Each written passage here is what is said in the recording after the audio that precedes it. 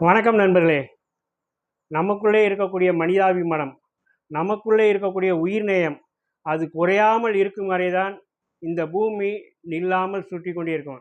நில்லாமல் சுற்றி கொண்டிருக்குங்கிறது அதோட அச்சில் வந்துட்டு அந்த சுழல்றது மட்டுமே இல்லை.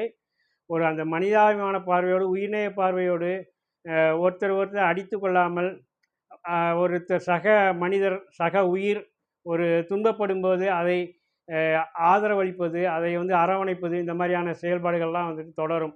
இப்போ கூட பார்த்தோன்னா, அங்கே ஹமாஸ் இஸ்ரேல் போர், இஸ்ரேல் ஈரான் போர், இந்த இந்தியாவுக்கும் பாகிஸ்தானுக்கும் கூட போர்.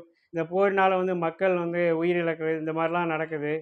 அதை மீறி மனிதநேயமும் உயிர்நேயமும் இருப்பதால் தான் மற்ற இடங்களிலெல்லாம் இன்னமும் அந்த அன்பு இருக்கிறது. மனித உயிர்களே இன்னும் நாம் அழியாமல் தொடர்ந்து கொண்டே இருக்கிறோம். இது தொடர்பான ஒரு நெகிழ்ச்சியான ஒரு கவிதை. நாம் இயல்பாக போக்குவரத்து சிக்னல்களில் பார்க்கக்கூடிய ஒரு விஷயத்தை வைத்து எனது அம்மாவின் கட்டைப்பை என்ற கவிதை தொகுப்பில் நான் எழுதியுள்ள கவிதை உங்களுக்காக இதோ. நகரத்தின் போக்குவரத்து சிக்னலை எப்படி கடப்பதென தெரியாமல் திகைத்து நிற்கும் நாய் மீதுதான் என் கவனமெல்லாம். சிக்னல் மாறுகையில் குறுக்காக ஓடுவதும் விரட்டி வரும் வாகனம் கண்டு பின்வாங்குவதுமாக இப்படிமா இருக்குது. என்னோடு வா, சாலை கடக்கலாம் என அதனிடம் சொல்ல வேண்டும். குறைந்தபட்சம் பார்வையிலாவது நம்பிக்கையூட்ட வேண்டும்.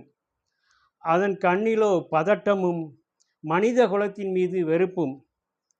கடைசி பந்தில் வெற்றி பெற பார்வையாளர் மாடத்திலிருந்து வேண்டிக் கொள்ளும் இளைஞியாய் தவிப்போடு இருக்கும் என் மனதை புரிந்து கொண்டது போல் சரியான நேரத்தில் தாவி ஓடி மறுபுறத்தை எட்டிய பிறகு உயிர் வந்தது எனக்கு. இப்போதெல்லாம் சிவப்பு விளக்கு கூடுதலாக எரியட்டும் என வேண்டிக் கொள்கிறேன் சிக்னல் வேலைகளில். அப்படி இருந்தால் தானே இந்த மாதிரி நாய் மாதிரியான ஒரு உயிரும் அடிபடாமல் தப்பிக்கும் இல்லையா? அந்த எண்ணம், அந்த உயிர்நேயம் நம்மளே குறையாது இருக்கட்டும். நன்றி, வணக்கம்.